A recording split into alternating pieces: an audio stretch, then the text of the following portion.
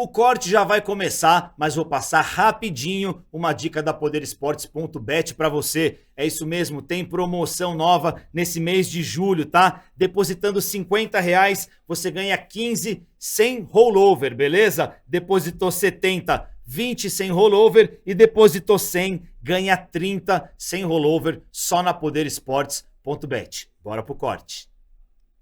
Ele já fazia parte da vida do meu pai. Meu pai, o sonho dele era ter sido jogador de futebol, mas ele sofreu um acidente de carro, foi atropelado quando ele tinha 18 anos, aí ele teve que colocar uma placa de titânio na canela, então não tinha mais como jogar. Pra vida serviu, mas pro esporte, Pro esporte ele não podia mais. E aí é onde ele acalmou o coração dele pela paixão pelo futebol, sendo árbitro de futebol. Caraca. Tanto que ele foi convidado, na época de Ulisses, Tavares e tudo mais, a ser árbitro profissional.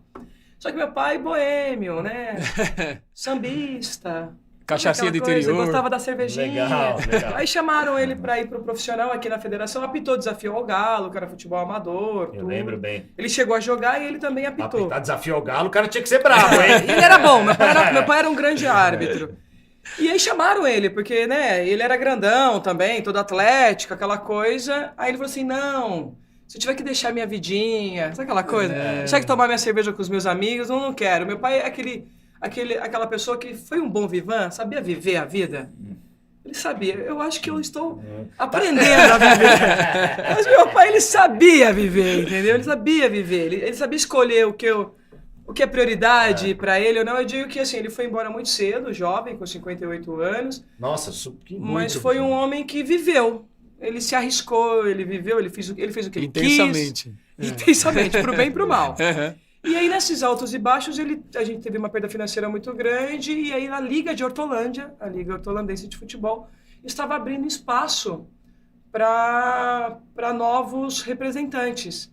E aí ele falou assim, olha, eu tenho minha filha, na época eu tinha 14 anos, ela é estudiosa e tudo mais, então eu acho que ela serve para a função. E na época, Alfinete, era R$10 por jogo, só que parece que não, para quem não tem nada, você fazia 4 jogos, assim, eram 4 jogos. O dia todo, né? Ficava lá de manhã. Ganhava 40 conto, era 40 no sábado e 40 no domingo. Parece bobagem, 80 mas era R$80, que já dava para comprar o leite, a bolacha recheada da minha irmã, sabe? Já dava para comprar, que o pessoal fala, né, que ela vai ficar louca, que é a Cíntia Chagas, quando ela fala assim, não se fala mistura, né? Mas quando se comprava proteína, vamos falar pra isso. Olha, você gostou agora? Eu gosto mais de mistura. Interior, Isso é mistura. mas a proteína não se tinha. Então era a graninha que entrava e assim, eu dava tudo na mão da mamãe. Todo o dinheiro que eu ganhei. Tudo que você ganhava ia pra ela. Quando eu comecei a trabalhar também com 15 anos, como auxiliar de escritório.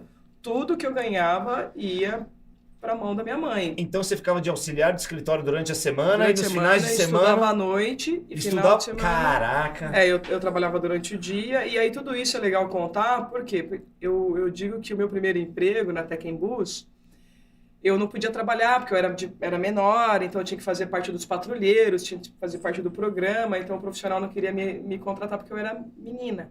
E eu fui nele, porque como ele era perto de casa, ele era, sei lá, 8 quadras da minha casa, dava para ir andando. Assim, teria que pegar transporte, mas eu conseguia ir andando. E eu falei para minha mãe, eu preciso conseguir esse emprego por 2 motivos, porque eu ia me alimentar lá, então não ia gerar despesa para a mamãe, por causa dos meus irmãos mais novos, porque você tem que pensar na boca dos outros dois. Tinha a cabeça já muito evoluída para idade. Eu falava, mamãe, aí eu alimento lá, então é um gasto a menos aqui, vou ganhar um salário mínimo, porque na época era um salário mínimo, e esse senhor não queria me dar, o Tequinho não queria me dar, aí eu bati lá 4 vezes, acho que foi minha primeira decisão de ser persistente, assim, de buscar o que você acredita, o que você quer. E eu fui 4 vezes alfinete. A primeira ele falou não, a segunda ele falou não, a terceira ele falou não, na quarta eu falei, por favor, eu vim aqui, eu quero que o senhor me dê uma oportunidade, eu prometo me desdobrar, aprender o que o senhor tiver disponível a me ensinar, porque a minha família está precisando. Eu tenho 2 irmãos, a minha mãe está trabalhando sozinha, meu pai está aí na vida dele, sabe o que ele quer da vida.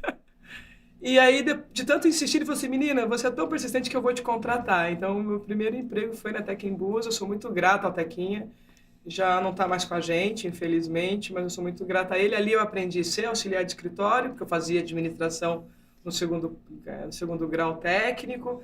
Aprendi a vender ônibus, então eu conheço, assim, na época, Olha. a diferença de carroceria, 362, 365, Caramba, 364, velho. 372. Que da hora. Aprendi a diferenciar as marcas, né, a do Comil, do Marco Polo, que são, né, aprendi muito sobre ônibus e sobre carro. E ele foi a primeira pessoa a me ensinar a dirigir. Ele e o filho dele, o Johnny, porque eu tinha essa coisa de ser curiosa, e foram eles que me ensinaram a dirigir, porque meu pai não sabia dirigir, minha mãe tão pouco. E seu pai devia estar sempre meio alto, então não dava para dirigir, né? Impossível, ele gostava, papai gostava, então eu sou dessa família clássica que tem problemas em casa realmente, problema Você teve a raça corintiana, não sei não, Felipe.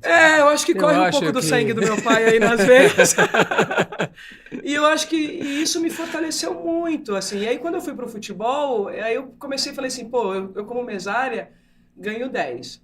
Se eu for bandeira, eu vou ganhar 20. Se eu virar árbitro, eu ganho 40. Você já estava com Olha só. essa visão. E aí eu falei, nossa, eu preciso fazer naquela época curso de digitação, estava começando a era digital, né, da datilografia para o digital. E eu falei, nossa, se eu estou como auxiliar de administração, estou trabalhando de auxiliar de escritório, eu preciso ter digitação, eu já tinha datilografia. Aí eu comecei a pegar o dinheiro que eu ganhava, além do que eu dava para a mamãe, então eu dava dinheiro para a mamãe e falava, mamãe, eu quero fazer um curso de computação.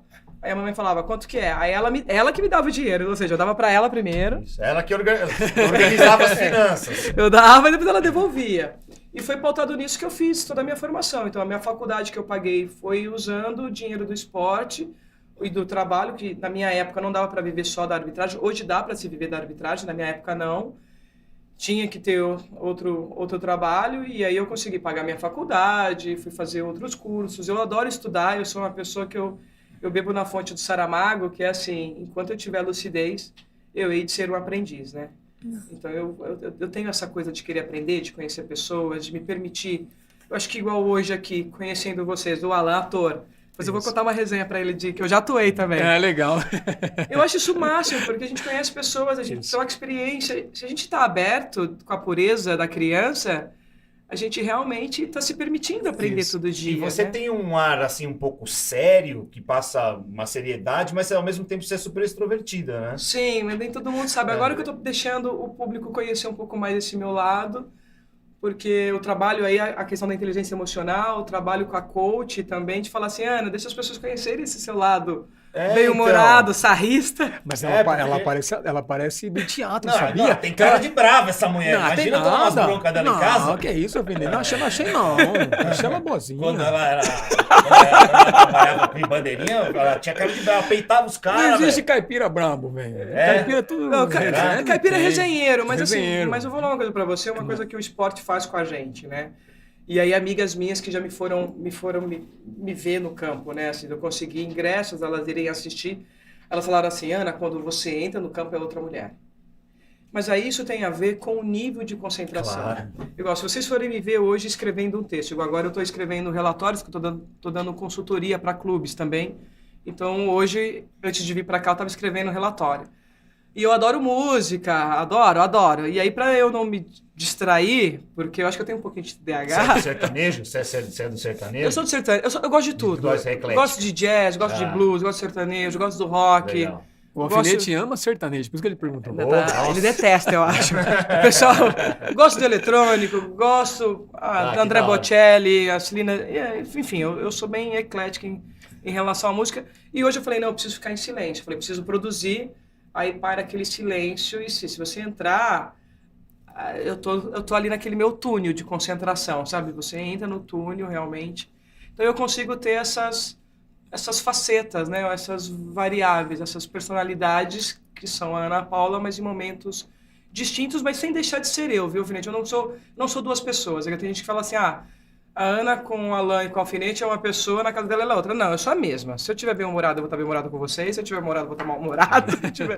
Eu acho que isso é importante, porque quando você trabalha não só no esporte ou na TV, a gente tem que tomar, e agora com essa questão das redes sociais, tomar um cuidado muito grande de se perder de si próprio. Porque você fica tão atrás de construir imagens e personagens, você que é ator, Alan, vamos lá, se eu tô falando alguma bobagem. Não, é verdade. E acaba se perdendo de si próprio. E uma coisa que eu não quero é me perder de mim.